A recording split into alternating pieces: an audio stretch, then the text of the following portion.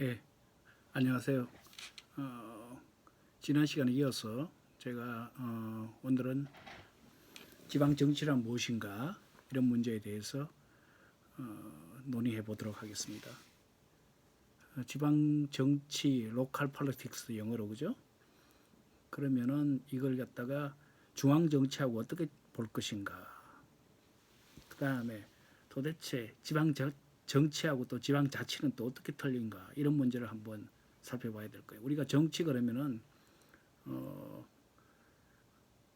뭐 우리가 국회에서 일어나는 것, 그 다음에 정부에서 일어나는 것, 이런 거 우리 통상적으로 생각이 쉽죠. 정당, 뭐 그 다음에 여러분들 신문 보면 전부 다 뭐 정치인들 간의 문제 이런 걸 우리가 정치라고 생각하죠, 그죠?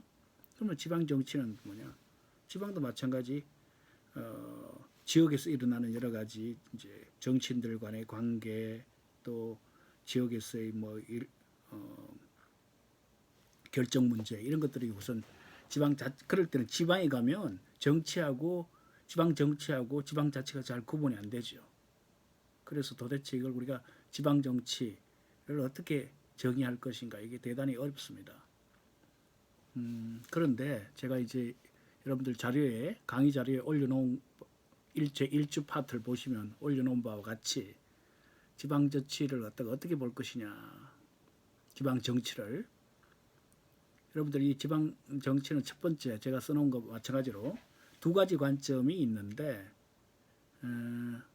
문제는 이 두 가지 관점을 지방 정치를 가르치는 사람이나 혹은 학과에서 뭐 지방 행정이나 지방 자치를 가르치는 사람들도 상당히 이제 혼란스럽게 사용하고 있어가지고 이걸 참 제대로 지방 정치의 개념 자체가 자리매김하지 못하고 있다.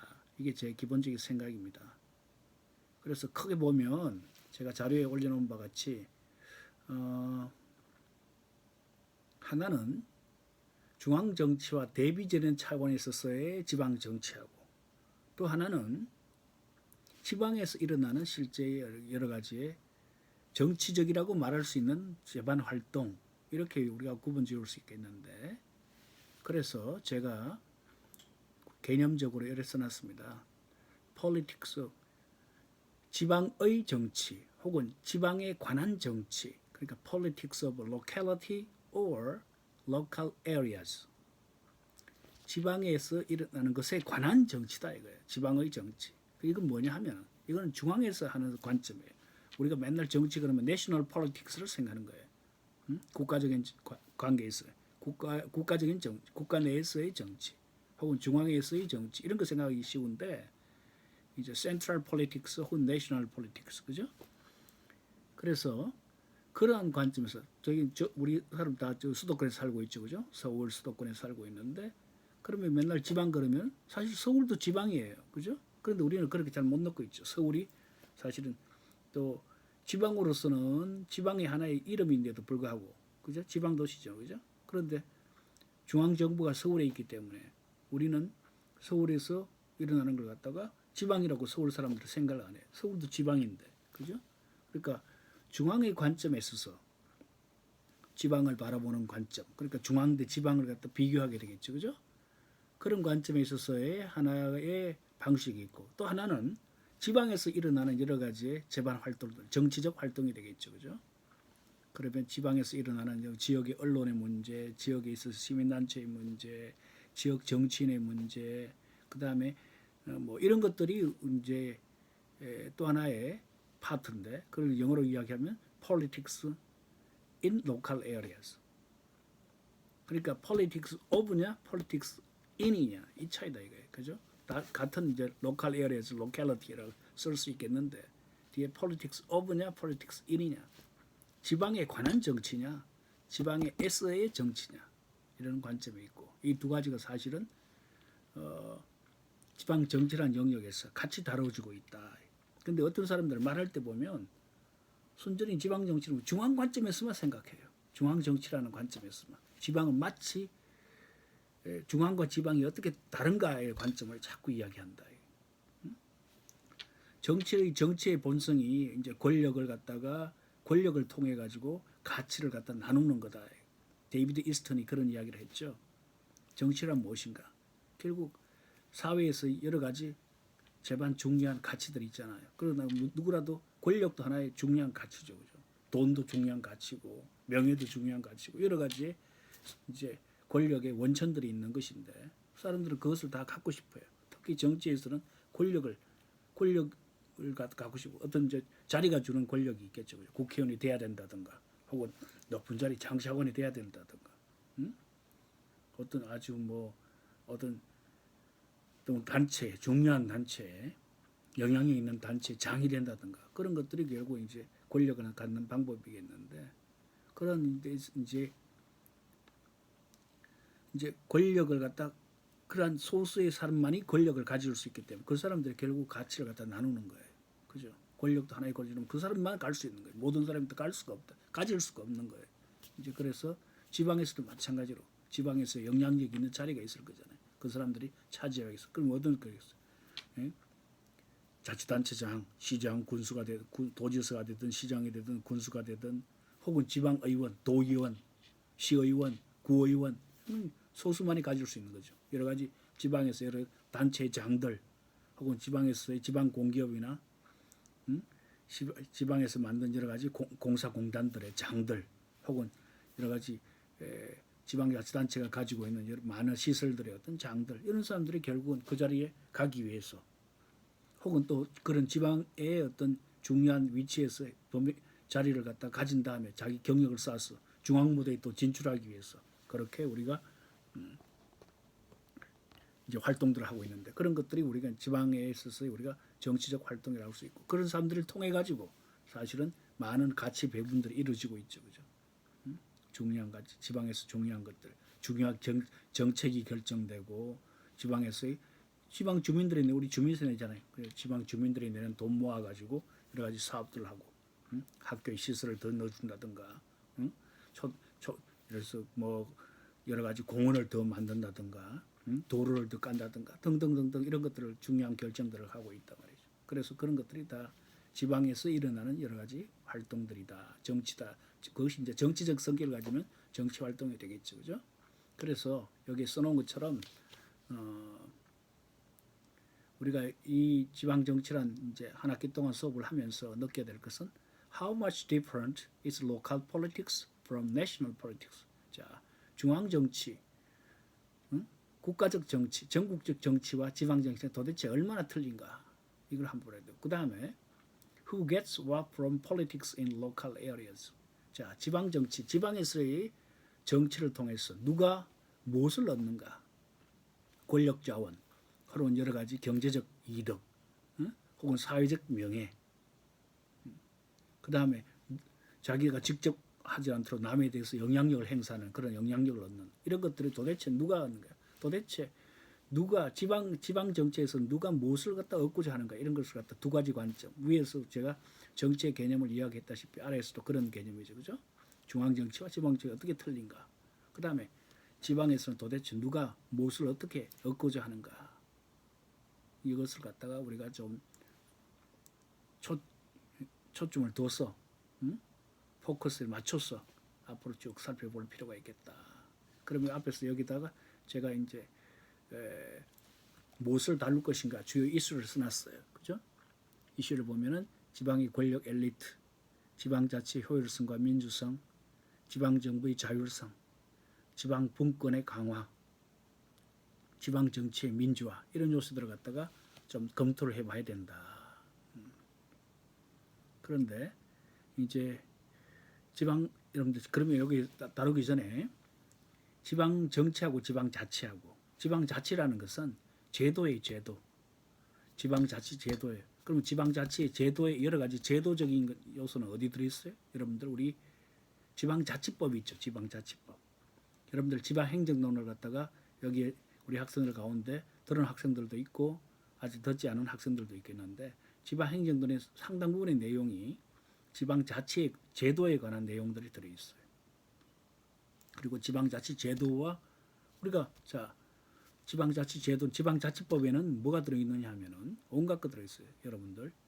자 지방선거에 관한 내용도 들어있고, 그다음 지방자치단체가 어떻게 구성되어 있느냐도 들어있고, 자치단체장은 어떤 사람들이 해야 되고 권한이 무엇이고 그다음에 지방의회에 관한 내용이 있고 지방의회는 어떻게 구성이 되고 지방의회에서 하는 일은 무엇이고 또 지역 주민들이 있어요. 지방자치라는 것이 뭐냐 궁극적으로 딱 쉽게 하면 내 돈으로 내 지역사회의 문제를 갖다 해결하겠다.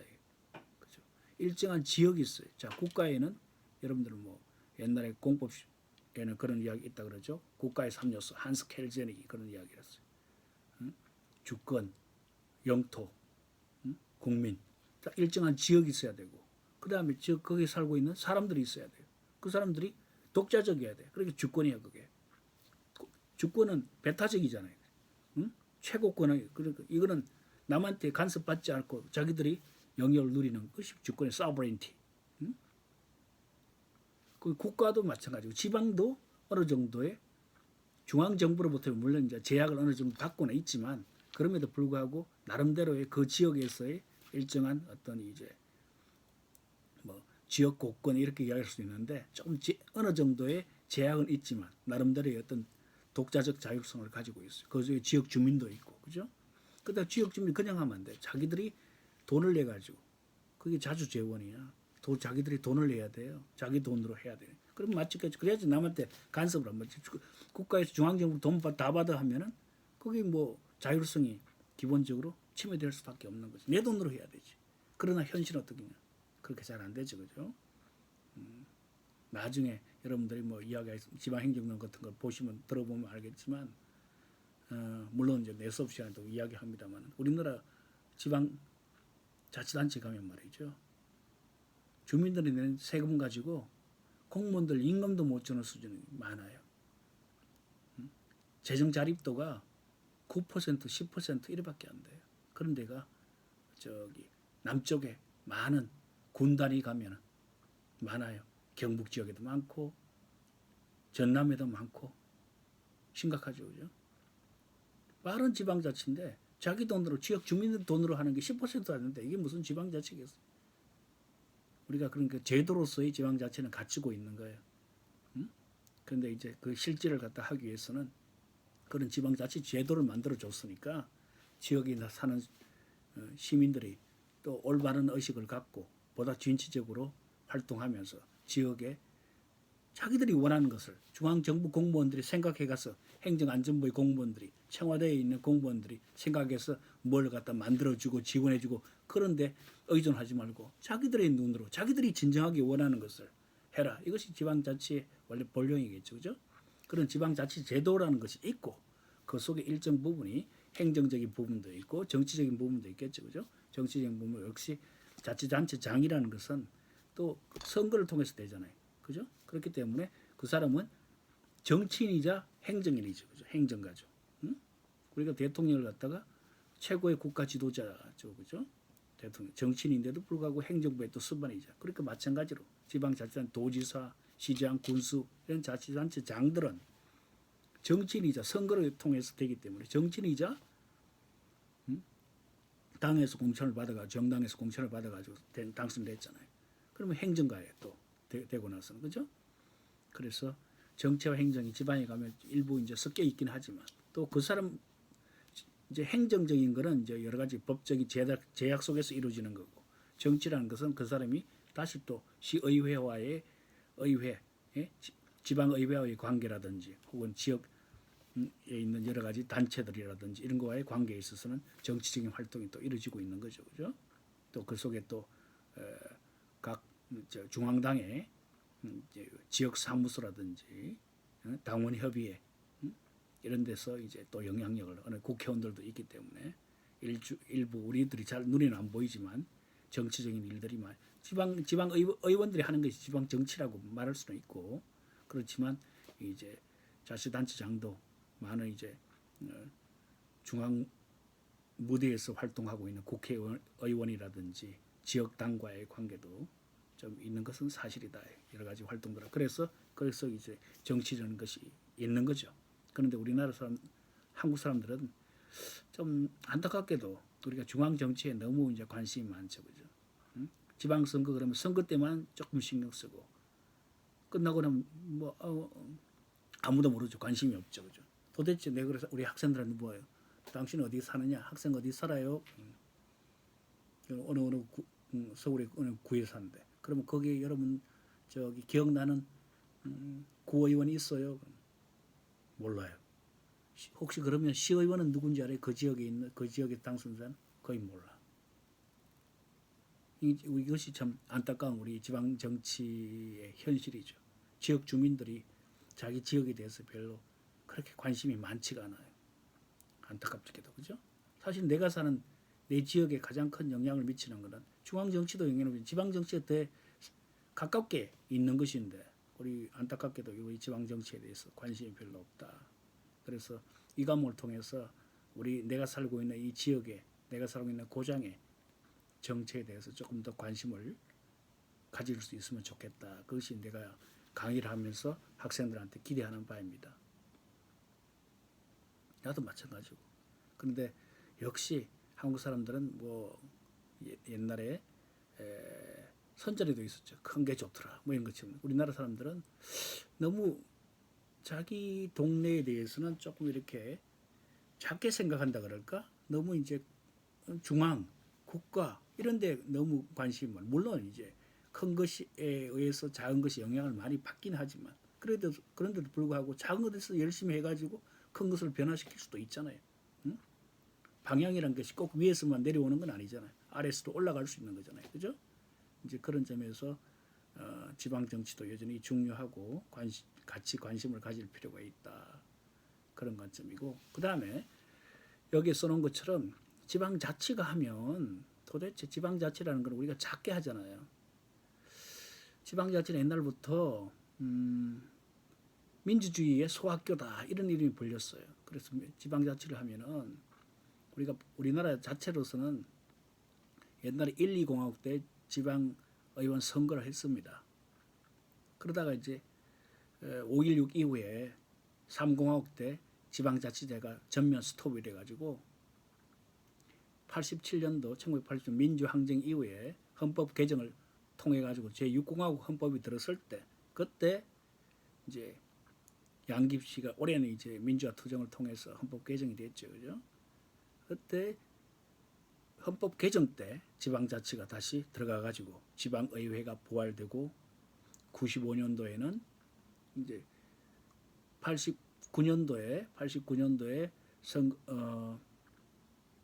89년도에 헌법이 개정됐고 89년도에 선거가 이루어져서 90년부터 이제 지방의원들이 이제 임기가 시작됐고요. 95년도에 와서는 이제 광역단체장에 대한 선거가 자치단체장 선거돼서 이제 그 온전한 지방자치제가 95년도부터 실시됐다 이렇게 할 수 있겠습니다. 지방의회로 봐서는 이미 60년도에 스톱된 다음 61년도에 스톱된 다음에 거의 90년 91년도에 이제 부활돼서 거의 30년 만에 지방자치가 부활됐다. 우리가 통상 이렇게 이야기합니다. 그래서 30년 만에 부활됐는데 이제 91년도에 지방의원이 이제 아까 내가 90년 그랬습니다만 실제로는 91년이라고 딱 정확하면 91년부터 해서 지금까지 왔으니까 20년 30년이 됐죠 이제. 그러니까 이제 지방자치가 어느 정도로 이제 활성화돼야 되겠느냐.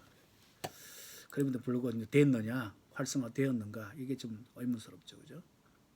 그래서 우리가 이제 살펴볼 거는 민주주의를 가져왔는가 이것도 이제 살펴봐야 되고 우리 지방자치하면은 그러면은 지방자치가 또 작은 사람들이 하기 때문에 이게 또 효율성을 가져오는가 이게 이제 관심거리예요. 제가 여기다 써놓은 것처럼 문제의 제기 써놨죠.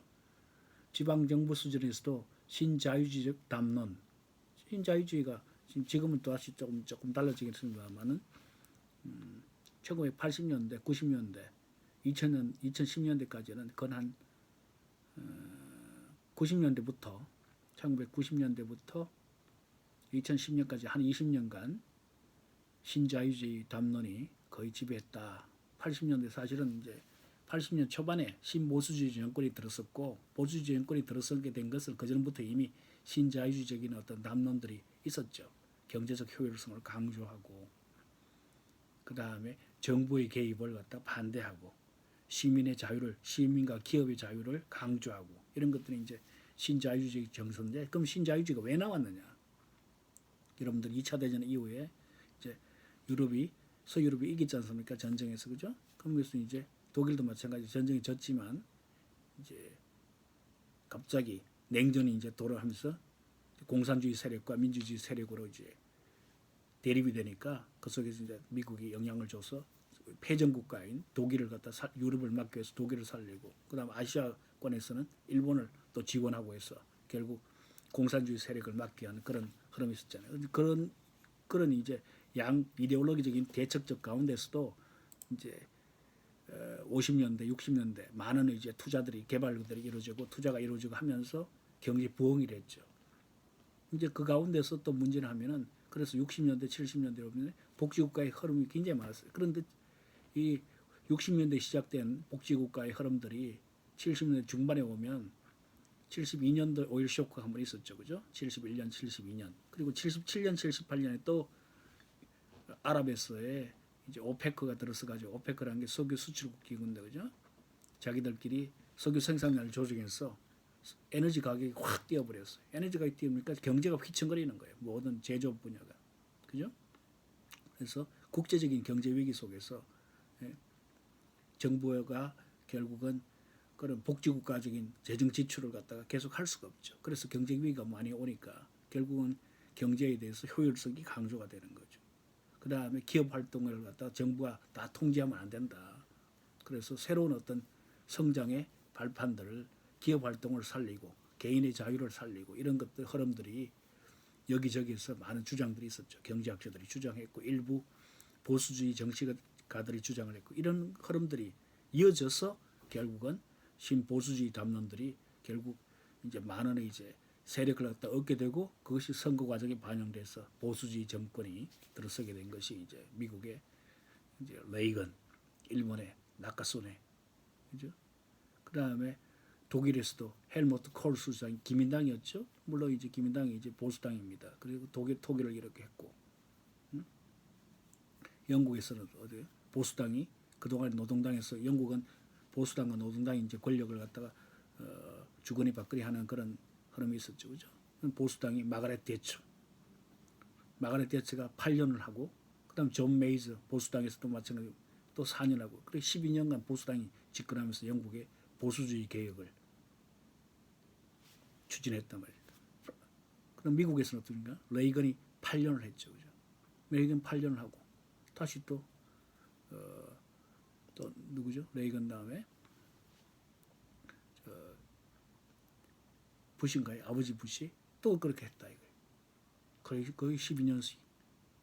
일본에서도 일본은 오랫동안 뭐 자민당이 집권하고 있으니까 보수주의 정권이 계속 이어져 온 거고, 그죠? 후반에 물론 일본도 한 번에 이제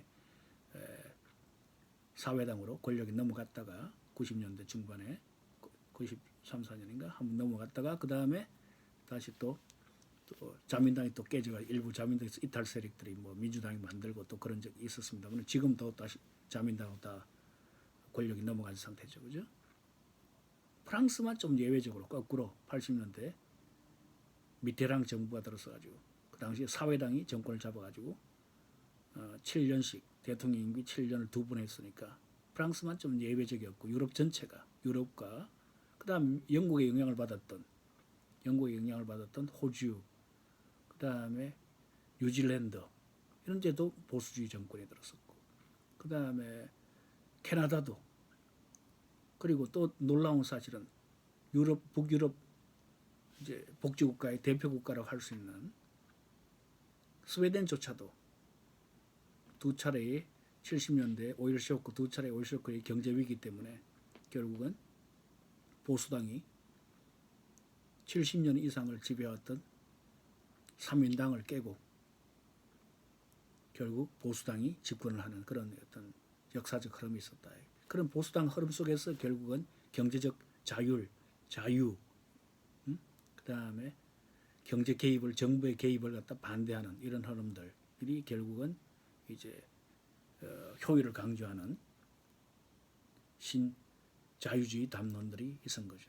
그러니까 신자유주의 담론이 이제 있기 때문에 결국은 지방자치가 됨으로 해서 되는데도 그것이 이제 효율을 갖다 가져오겠는가? 우리 이제 여기에 제가 이제 자료집에 여러분들 이제 자료집 있죠? 여기에 여러분들 보이세요? 여기에 보면 이제 강명국 교수의 이제 한국의 지방정치 민주화 이런 아티클이 있는데 거기에 이제 지방정치 민주화는 왜 중요한가 하고 지방정치는 효율과 성장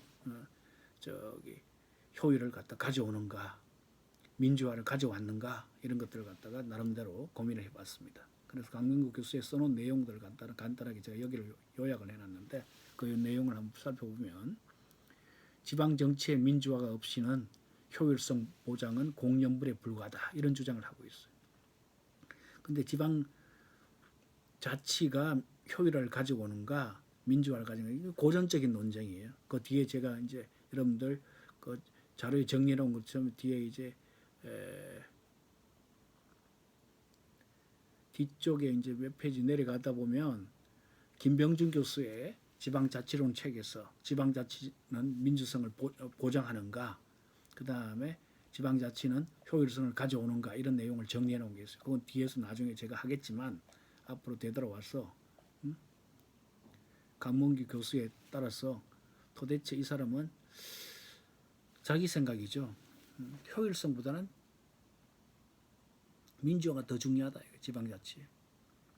왜냐하면 우리나라가 이제 지방자치가 이제 지방자치법 이제 헌법이 개정되고 지방자치법이 만들어지고 해가지고 지방자치가 이제 90년부터 실시가 됐는데 당시에 준비가 지방자치라는 것은 역시 주민들의 그 민주주의에 대한 의식 그다음에 지역의 사회 경제적인 어떤 여러 가지 제반 조건들하고 다시 엇물려 있죠. 우리가 너무 못 사는 데서 민주주의가 어렵죠, 그죠? 먹고 살기 힘든데 거기에 사람들이 뭐 그러니까 먹고 살기 힘든 지역에서는 돈 조금만 줘서 사람들이 넘어가고 표에 매표에 표를 팔아먹는다든가 이런 일도 생기고 그죠. 그러니까 뭐 또 이렇게 사람들이 교육 수준이 낮기 때문에 어떤 휩쓸리는 문화 이런 것들이고 어느 정도 뭐 대마고구에서 혹은 어떤 특정 정당에서 기성 정당에서 휘둘리는 그런 경향이 굉장히 강하죠. 또 사람들도 역시 민주주의는 어느 정도 사람들이 지식이 좀 있어야 돼요. 정치적 지식이 너무 없으면 안 되죠, 그죠? 그런 것들이 다 필요한데 그래서 우리가 아직 지방에 가면 지역에 토 세력들이 있는 가운데서 지방자치가 실시되기 때문에 누가 힘이 세겠어요? 결국은 지역의 토 세력들이 그 중에서 의원도 되고 또 정치인도 되고 그런 현상이 계속되기 때문에 이 강명국 교수라는 분이 아주대학교 행정학과에 계십니다. 이제 마찬가지로 이제 정치학하신 분인데 자기 생각에는 그래서 민주화가 더 필요하다. 우선적으로 필요하다. 공연불에 이러다 이렇게 이야기했죠, 그죠? 민주화가 없이는 효율성 보장이 안 된다. 거꾸로. 그러니까 민주화가 먼저 돼야 된다. 이렇게 이야기했습니다. 그러니까 지방자치가 효율성을 가져오기 때문에 좋다 이런 게 아니고 민주화가 먼저 돼야 된다. 이런 주장을 폈다. 그래서 그 논거를 갖다 몇 개를 써놨어요. 그래서 여기 요약된 것들을 한번 읽어볼게요. 정치적 편의주의에서 시작된 지방화 정책은 항상 중앙으로의 편향성을 가지기 쉽다. 왜? 중앙정부가 자기 필요해서 지방자치가 중요하다고 말만 이상으로만 생각하고 제대로 만들었어요. 집권당이 그죠? 집권당하고 물론 이제 양김씨가 이제 했기 때문에 결국은 그 당시 양김씨가 결국은 쪼개져 가지고 노태우 정부가 들어섰죠. 육공화국 정부가. 그런데도 불구하고 이제 합의가 됐기 때문에 지방자치를 갖다 만들었어요. 근데 이제 중앙적 생각이죠. 왜냐하면 근데 현실은 전혀 안 됐다. 제도가. 지방에서 정치하고자 하는 사람들도 전부 다 중앙당으로부터 공천받아야 되지. 또 중앙정부가 보조금, 국고보조금 이런 거 딱 교부금 이런 거 지방 교부금 주는 거 다 지고 있지. 재정을 지고 있지 중앙정부가. 그러니 뭐 어떻게 아무 힘도 없죠. 중앙이 원하는 대로 끌고 갈 수밖에 없죠. 따라서 지방정치의 민주화를 통해서 중앙의 어떤 자의적이고 정치적 지방정치 이용을 어느 정도 막을 필요가 있다. 그러니까 중앙이 그런 중앙으로부터 그 여러 가지 압력을 갖다 막아내려면 지방정부가 스스로 그런 능력도 있어야 되고 그렇게 능력이 있으려면 지방에서 자유로운 어떤 민주주의가 형성돼 있어야 된다. 이런 주장을 갖다가 하고 있다.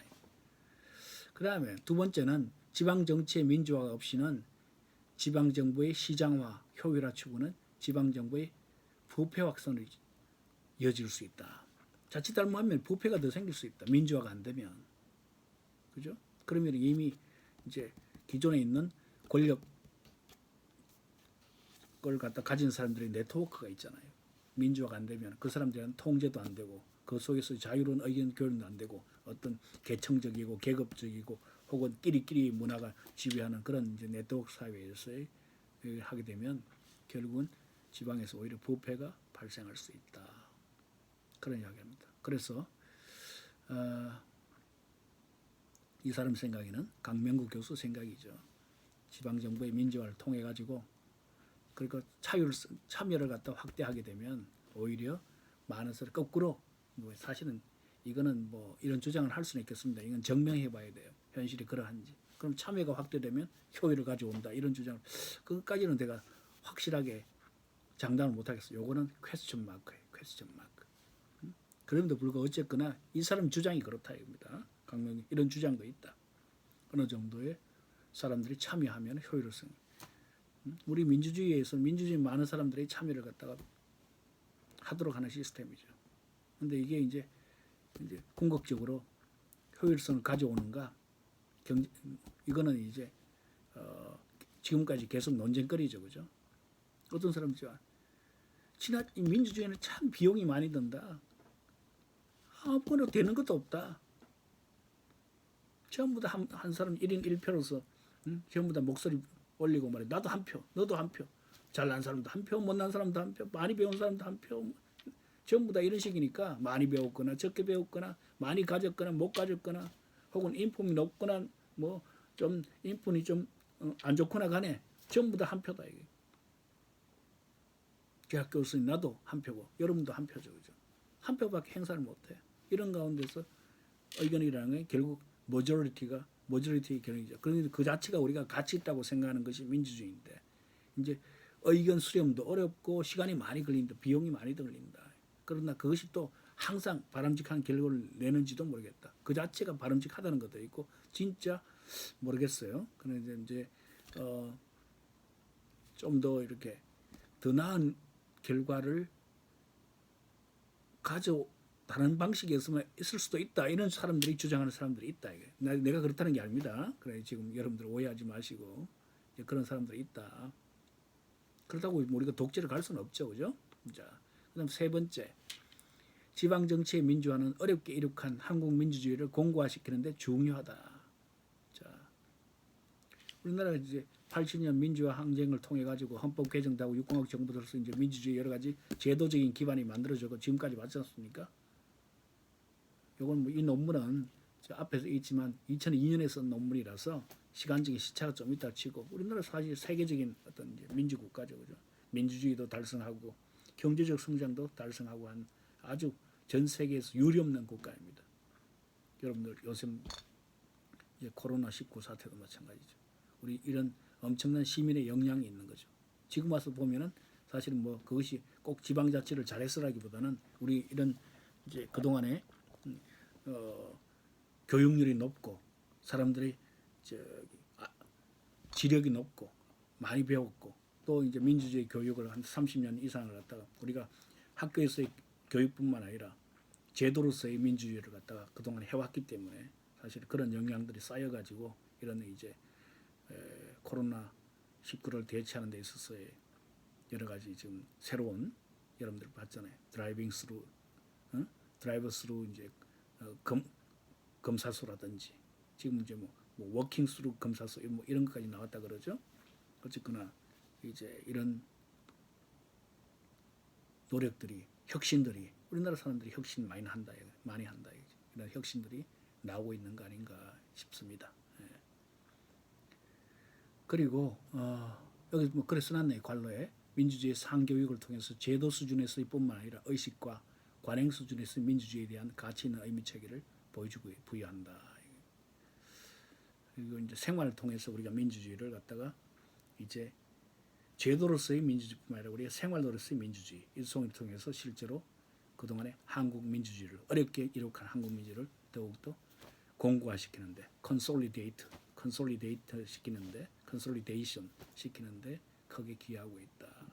네 번째, 경제의 세계화에 따라서 국가 수준의 경쟁력 제고가 필요하며 그에 따라 국가 재구조화의 필요성이 제기되고 있는데, 자, 지금 좀 뭐 다시 또 세계화의 흐름이라는 게 좀 달라지고 있습니다. 어쨌거나 전 세계적인 흐름이 바뀌면 지방 수준에서도 의미가 좀 달라지고 있다. 그래서 지방도 잘 만들어야지만 이런 세계적인 흐름에 우리가 같이 잘 적응을 갖다 해나갈 수 있다. 자, 가장 세계적인 것이 가장 한국적인 것이 세계적인 것이다. 이런 이야기죠. 세계적인 것이 한국적이다. 그래서 우리가 글로벌과 로컬이를 더해가지고 글로컬 이런 단어가 생겼잖아요. 그죠? 애매하지만 로컬 더해가지고 글로컬 이런 단어도 생겼는데 마찬가지로 자 지방적인 데서 세계적인 아이디어가 나올 수 있는 거죠. 그래서 지방도 여러 가지 경쟁력을 갖다 키울 수 있는 노력들을 해야지만 세계적인 흐름에 대해서 우리도 이노베이션 중앙에서만 생각할 것이 아니라 그 지방이 우리 한 국가 내에 많은 지방이 있잖아요. 그것에서 아이디어가 나오면 사실 그게 국가적인 것이 돼요. 그 국가적인 것이 또 세계적인 것으로 바뀔 수가 있죠. 우리가 지금 하고 있는 많은 혁신들, 행정의 혁신이라든지 혹은 지금 코로나 사태에서 다 지방에서 아이디어가 나온 거죠, 그죠? 그런 흐름들이 결국은 세계적으로도 갈 수도 있기 때문에 세계의 흐름에 또 변화를 줄 수 있어 나름대로 지방에 있어서의 많은 어떤 그러니까 이 사람들은 그런 것들이 결국 민주주의 때문이냐 이런 논쟁은 할 수는 있지만 좌우간 지방에서 많은 어떤 민주주의 교육 흐름들 이런 것들이 필요를 통해서 그걸 실제로 제도화하고 또 우리가 훈련을 통해서 세계적인 흐름에 이제 대응할 수 있다 이런 겁니다. 그러면 여기 질문이 이제 아까 우리가 이미 어느 정도 답을 했습니다. 반복적이긴 한데 도대체 이제 지방자치와 민주주의 관계는 어떠한가? 지방자치했다고 무조건 민주주의가 되는 건 아니에요. 그죠?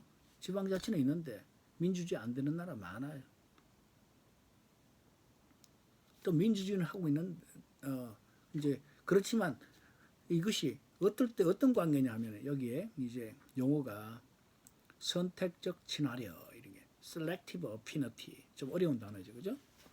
이제 막스 베버라는 이제 독일의 사회학자가 쓴 용어인데 이제 강명구 교수가 이것을 갖다 차용해가지고 지방자치와 민주주의 관계는 선택적 친화력의 관계다 이런 용어를 갖다 말을 하고 있어요.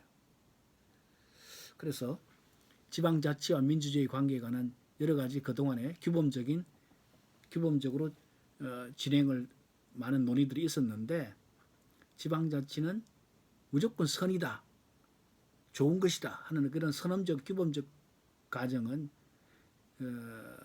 지방자치 실제에 있어서의 여러 가지 우리가 비민주적이고 하는 현실들을 볼 때 꼭 그렇게 볼 건 아니다. 그래서 우리가 어떤 경우에 더 효과적으로 작동하는가. 지방자치가 제대로 되려 그러면 지방자치 무조건 좋은 것이 아니라 민주주의가 되어 있을 때 지방의 여러 가지 민주주의 토양, 민주주의가 되려 그러면 제도뿐만 아니라 사람들의 의식과 행동이 같이 가야 되겠죠, 그죠? 민주주의란 말은 그 자체 사람의 제도적인 측면도 있고 사람의 의식이라든지 행동이라든지 이런 문화적인 측면이 있고 양쪽이 제도와 문화가 섞여 있는 거예요.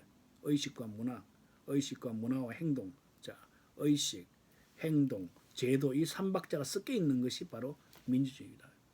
그래서 이런 민주주의가 되어 있을 때 또 지방자치가 원하는 것을 잘 달성할 수 있다.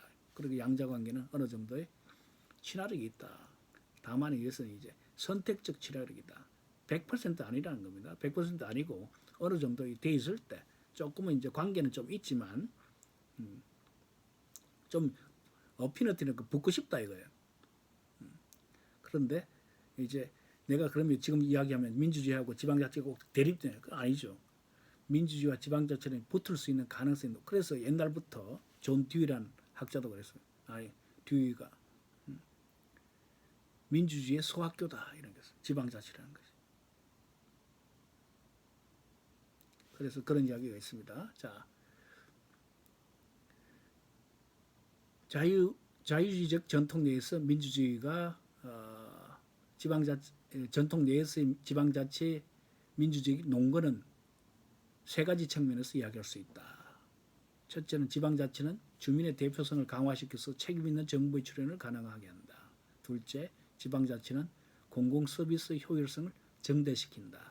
셋째, 지방분권은 지방공동체 의식을 사회 구성과 연계된 정치문화 공동체를 가능하게 한다. 좀 말이 좀 어렵죠, 그죠? 자, 우리가 이제 여기서 자유주의적 전통이라는 것은 바로 이렇게 서유럽 사회, 뭐 유럽 사회 이런 자유민주주의 체제를 가지고 있는 나라입니다. 그러면 지방자치가 민주주의와 어떤 관계를 가지고 있느냐? 지방자치 하게 되면은 여기 지금 첫 번째는 책임 있는 정부를 갖다가 대표성을 갖다 높여서 책임 있는 정부 그렇잖아요, 그죠? 자, 선거를 통해서 딱 우리 뽑잖아요. 그럼 지방자치가 돼야 돼요. 그럼 지방자치가 없다면 중앙밖에 없는 거죠, 그죠? 지방을 갖다 지방 선거가 있으면 지방에서도 지역 대표를 뽑고 그래서 지역 대표로서 그 지역 대표로 구성된 정부가 시민들에서 그 지역 주민들에서 보다 책임 있는 일을 하니까 중앙에서 임명직 내놓은 것보다는 틀리잖아요, 그죠? 그 말이죠. 중앙에서 임명하는 게 아니라 지역에서 지역 주민들이 자기 손으로 지역의 여러 가지 일꾼들을 뽑기 때문에 그 사람들이 훨씬 더 책임 있는 일을 하겠죠, 그죠? 위에서 만약에 임명직이 내려왔다, 단체장이 말이에요. 그러면은 그 사람 중앙에 책임을 지고 있는 거지. 중앙 눈치 보는 거지. 지역 주민들 눈치 볼 필요가 없잖아요. 중앙이 이야기 잘하고 지역 주민들 비록 불만이 있더라도 중앙이 원하는 걸 갖다가 자기가 시행을 하고 거기 점수 따면 자기가 더 올라갈 수 있잖아요. 그러나 지방에서 뽑힌 사람들은 지역 주민들의 이해를 먼저 우선적으로 생각한다. 그래서 더욱더 지역 주민의 책임이 있는 어떤 정부가 구성된다. 그 다음에 또 지역 주민들의 공공 서비스를 행정을 하는 데 있어서 지역 주민들의 의견을 많이 수렴할 수밖에 없겠죠. 그러니까 또 나름대로 이제 제때 바로 반응성이 높아지고 그다음 지역 주민들의 요구를 갖다 수용성이 높아지고 지역 주민들에 대한 요구, 수용성, 대응성, 반응성 이런 것이 높아지겠죠. 그러니까 결과적으로 이제 효율성도 좀 올라질 수 있다. 왜냐하면 어떤 변화가 있다 그러면 그때 의견 들어서 바로 고치고 또 이것이 좀 더 효과가 있다 그러면 더 많이 더 추지하고 이러면서 효율성을 높일 수 있는 가능성이 있다. 또 사람들이 결국 이제 참여를 갖다 확대하겠죠. 많은 것이 일을 하는데 행정 서비스. 그러다 보니까 전체적으로 공동체 의식이 생긴다. 사람들이 참여하고 일을 하려면 협력할 수밖에 없겠죠. 그죠? 협력하는 데서 전체가 이제 새로운 어떤 지역의 공동체 문화가 형성될 수 있다. 그래서 이런 것들을 볼 때 책임 있는 정부도 구성되고 그 다음에 정부의 생산성, 효율성도 높아지고 지역 공동체의 정치 문화도 형성되고 이런 거기 때문에 결국 지방자치라는 것이 민주주의를 더 공고화시키고 활성화시킨다. 그러니까 지방자치하고 민주주의는 서로 상당히 관계가 있다. 그래서 이게 선택적 친화성이라는 겁니다.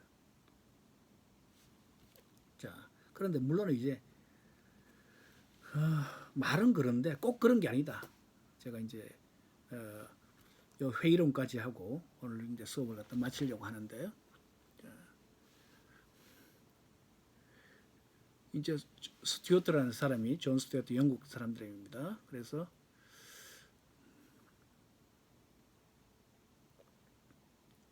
지방자치에 대해서 잘못 사람들이 좀 지나치게 좋은 것이라고 생각해가지고 그 문제점에 대해서 좀 인식하지 못하는 경우가 있는데 이제 그걸 갖다 몇 가지를 갖다 이 사람이 좀 정리를 해봤어요. 여기 써놓은 것처럼 지방 정부가 주민의 자치를 근본으로 하는 정치 제도로서보다는 지나치게 너무 공공 서비스를 제공하는 집행자로서 생각하는 게 있다. 사람들이 자꾸 그러니까 지방자치의 정치적인 요소보다는 행정적인 요소 그에 너무 치중을 한다. 이거 각종 공공 서비스의 집행자. 여러분들 좀 지금도 조금 그런 측면이 있죠, 그죠? 이제 사람들은 내한테 비틀는 뭐 정치 그 사람이 뭐 정치인이고 뭐 이런 건 자치단체장이 뭐 구청장이 뭐 정치인의 생각보다는 구청장이 우리한테 뭘 해주느냐 이런 데 관심이 더 있어요. 시장이 뭐 해주느냐, 면장이 면장 아니 군수가 뭘 해주느냐 이런 데 관심이 더 많기 때문에 그런 지나치게 그런 식으로 생각하는 경향들 이게 좀 우리가 우려스럽다 이거예요. 현재 물론 이제 이런 것들은 바로 이제 오해에서 비롯된 거 극복돼야 될 과제죠. 그러나 그렇게 생각하는 사람도 아직도 있기 때문에 여기 좀 앞으로 더 개선돼야 될 측면이다. 뭐 이런 이야기를 있고 두 번째가 참 안타까운 이야기인데 우리가 지방자치를 하고 있지만 우리나라도 투표율이 얼마 안 돼요. 우리나라 자치단체장, 뭐 서울시장 선거, 경기도지사 이거 뭐 전국적인 관심이니까 거기는 좀 선거율이 좀 광역 자치단체장 선거는 거의 뭐 한 50% 정도 투표 이제 된다고 치면 지방선거 얼마 되는지 압니까? 30% 정도밖에 투표 안 해요. 보궐선거는 더 낮아요. 투표율이 점점 낮아서 우리 전국선거 하면 50%가 채 안 나고 그러면 뭐냐면은 참 안타깝죠. 이제 그럼 당선된 사람은 그 반 겨우 넘는 거로 당선되는데 그 사람이 전체 국민을 대표한다 이게 선거라는 것이 민주주의에 있어서 선거에 좀 선거가 너무너무 국민들의 참여의 대표적인 어떤 기제인데 메커니즘인데 채널인데 근데 참여가 너무 적다. 너무 얼마나 안타까워요. 그런데 이 낮은 투표율 근데 그 사람이 결국은 지방 정부를 구성해. 이제 결국은 이 대표성에 문제가 있다. 사람들이 참여해가지고 선거에 참여해서 많은 의견들이 돼가지고 당선됐으면 그만큼 이제 그런데 의견이라도 이제 저 선거 과정에서 논의가 된 다음에 되잖아요. 그런데 지금은 국회의원 선거하고 틀리게 지방 선거에 사람들이 별로 관심이 없다. 이제 거기서 당선돼 버리는 거예요. 자치단체장 정도는 그런데 지방 의원들 선거 그냥 우리 여러분들 그냥 당 보고 그냥 쭉 찍어버린다. 누군지도 모르고 좋은 사람들 갖다 뽑아야 되는데. 또 그래서 이런 이제 대표성이 악화한 문제가 있다. 세 번째는 지방 선거를 통한 대의민주주의가 지방 정부를 구성하는 기본적인 구성 원리로 인식되어서 직접 민주주의 참여 제도가 무시되는 경향이 있다. 우리나라 제도는 지금 참여 정치는 잘 돼 있어요. 우리나라 지금 지방자치법에 주민들이 감사를 청구할 수도 있고, 지금 이제 주민들이 소환할 수도 있고, 주민 소환 실제로는 말 안 되죠. 주민 소환도 있고, 그죠? 주민 발언도 있고, 여러 가지 여러분들 지방자치 여러분들 주민 발언제도, 그 다음에 주민 소환제도, 또 주민들의 주민 투표 제도도 있고, 주민들이 이제 어떤 안건에 대해서 내 가지고 주민 투표를 할 수도 있고, 자치단체장을 소환할 수도 있고, 또 감사를 청구할 수도 있고, 마찬가지 이런 같이 주민 직접 참여 제도가 많은데 사람들이 그런 것에 대한 좀 많이 좀 활용을 안 한다 그럴까? 또 어떤 경우에는 이제 우리는 제도적으로는 잘 돼 있는데 그 제도를 갖다 쓰기가 좀 어려운 점이 있어요. 또 사실은 주민 소환 같은 것이 잘 안 되는 이유는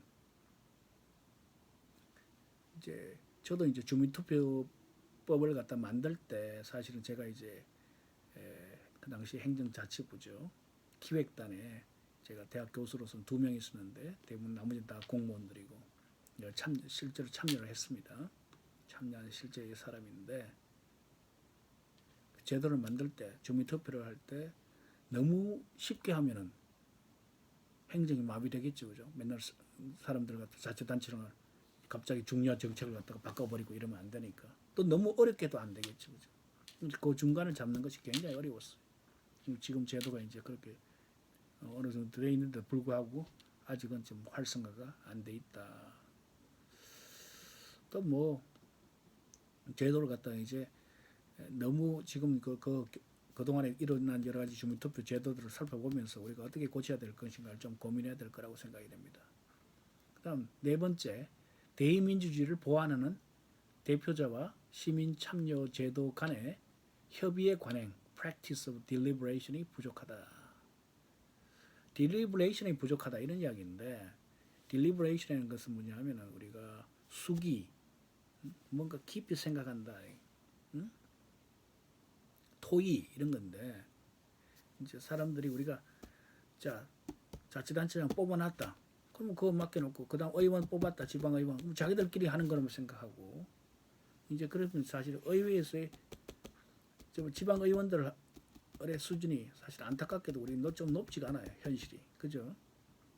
좀 동네에서 그냥 그 사람들이 최고의 사람들이 지방의원이 되지를 않아요.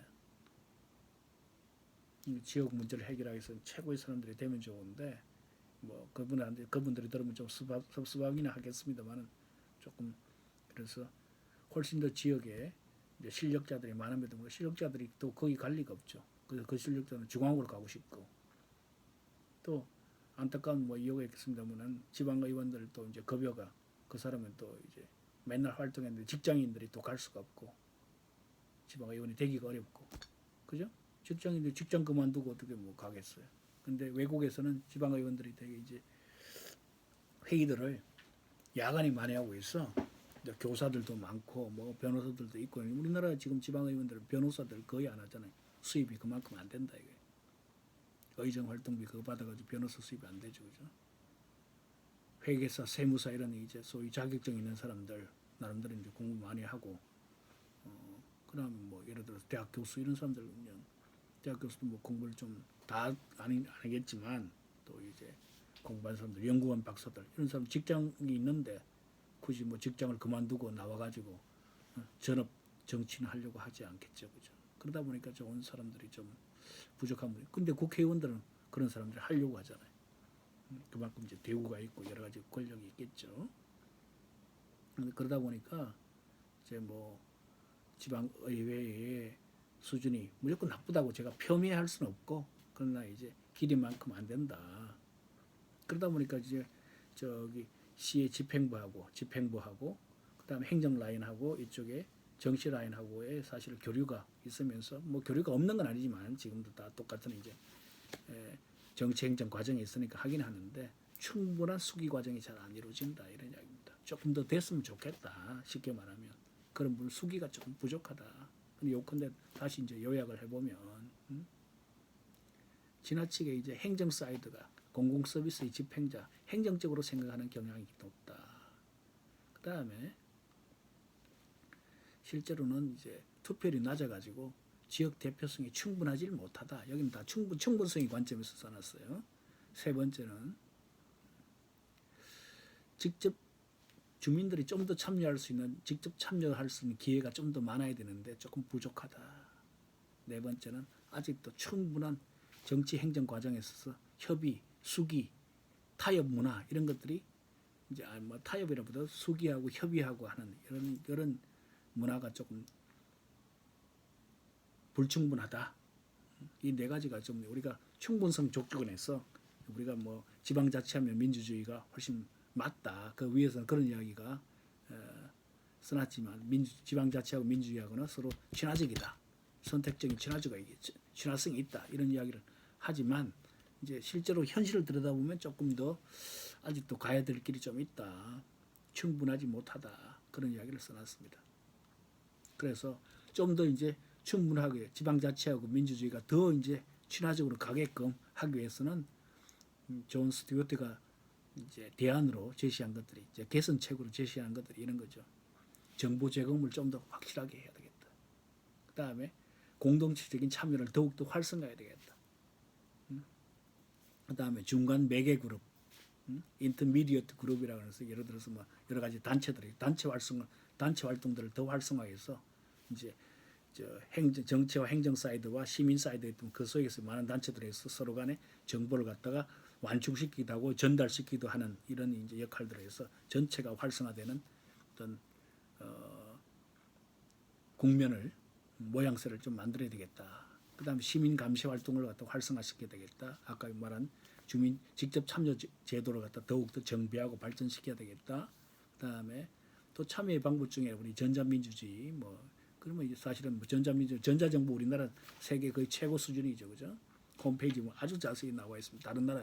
다른 나라의 정보보다도 훨씬 많은 정보가 있어요.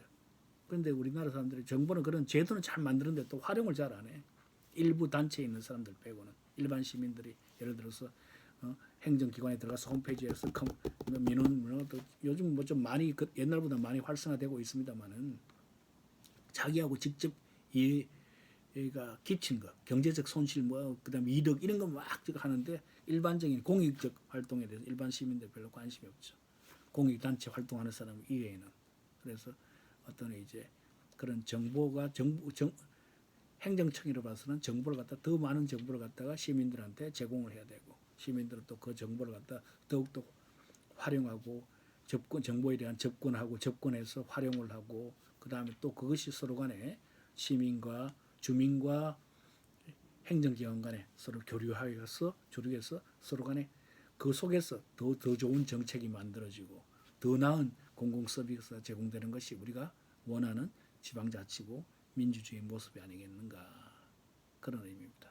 그래서 여기 써놨습니다. 결국 지방자치 분권과 민주주의 관계는 바로 상대적인 친화적이다. 아까 이제 선택적으로 친화적이란 말은 서로 간에 관계가 있다는 이야기였는데 결국은 그게 되는 것은 어느 정도 상대적이다. 친화적이 있기는 있는데 상대적인 친화력이다. 이런 이야기입니다. 즉 분권 자체가 항상 민주주의로 연계된다는 주장하기는 힘들지만 적어도 지방자치 분권 이런 거죠. 분권의 논리와 분권을 통한 정치적 매개가 지방 분권과 민주주의를 상대적으로 친화력 있게 만든 촉진제 역할을 하는 것은 부인하기 힘들다. 즉 지방자치가 없다면 중앙집권이 되겠죠. 그죠? 중앙집권제 하에서의 관료 위주의 획일적이고 위계적인 중앙정부에 비해서 지방정부는 보다 다양한 경로를 통해서 많은 시민과 단체들이 참여하니까 시민사회를 갖다 활성화시키고 그 다음에 아까 중개기관 이야기했죠.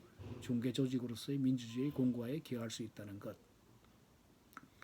이제 바로 이제 지방자치와 민주주의 관계고 그것은 이제 지방자치가 얼마나 잘 제도화가 되고 실제로 얼마나 잘 발달되느냐에 따라서 또 지방의 민주주의도 영향을 받을 수 있기 때문에 서로 간의 관계는 상대적 친화적이다 이렇게 말할 수 있다입니다. 그래서 요컨대 오늘 강의의 핵심은 이제 지방자치와 민주주의 관계를 갖다 이야기하는데 그것이 이제 무조건 지방자치가 선이다 이거보다는 지방자치가 어떻게 구성되는 것이 좋고 지방자치가 되었을 때 원래 지방자치가 민주주의를 가져온다는 그 말이 되게끔 여러 가지 제도적인 정비도 더 나가야 되고 또 그렇게 되면 서로 간에 그만큼 말로만 선택적 친화력이 있는 것이 아니라 여러 가지 제도적인 걸 보완하고 또 시민들이 활성화되고 시민 교육 그다음에 시민의 지역에 있던 정치 문화 이런 것들이 다 같이 되어 있을 때 원래 말하는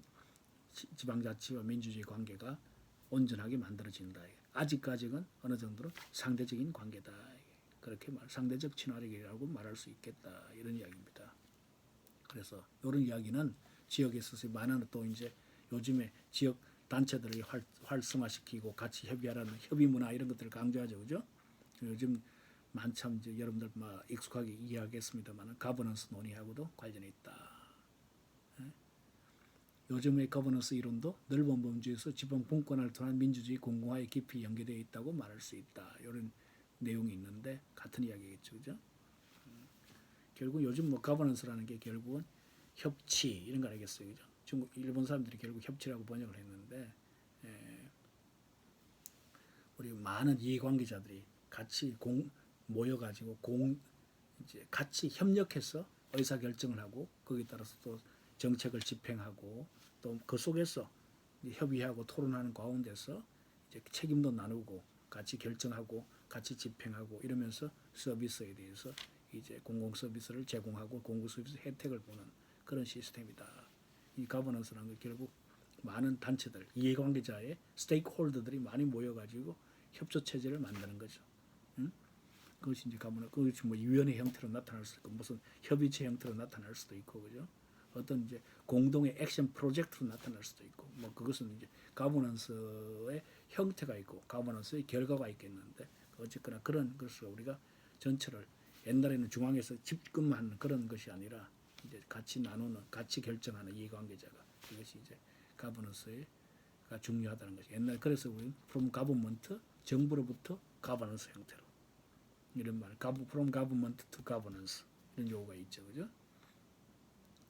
가버넌스란 것은 그리고 통치 양식인데 옛날처럼 중앙 정치 센트럴리제이션 집중화해서 되는 것이 아니라 이제 많은 이해관계자가 같이 모여가지고 공동의 의사 결정을 한다. 그것이 이제 가버넌스다라고 생각하시면 되겠습니다.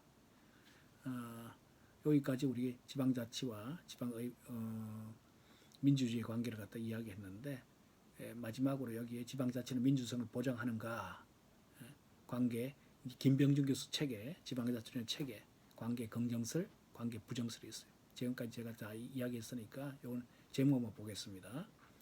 관계 긍정설. 지방자치는 민주성을 보장하는가? 자, 지방자치를 하게 되면 왜 우리가 선이라고 자꾸 지방자치 좋은 거라고 생각했는데 맨날 옛날 사람들이 주장한 논의가 있어요. 아까 제가 실수했습니다. 존 듀라고 했는데 민주주의 수학계 여기 수정하겠습니다. 알렉시스 토크빌입니다. 토크빌. 자, 중앙 집권을 하게 되면 개인들의 자유라든지 지역에 있어서의 어떤 권리가 침해당했죠. 그래서 중앙 집권에 따른 자유권 상실을 어느 정도 방지할 수 있다. 그 다음에 아까도 얘기했지만 민주주의 소학교 이런 용어가 있죠, 그죠? 민주주의 시민교육에 민주 시민의 교육과 양성에 필요하다. 토크빌이 오늘 프랑스 사람인데. 미국을 갔다 여행을 했어요. 그래서 미국 뉴잉글랜드 지방 그러니까 뉴욕 그 위쪽에 버몬트, 메인 그런 좀 뉴햄셔 그쪽 지역입니다.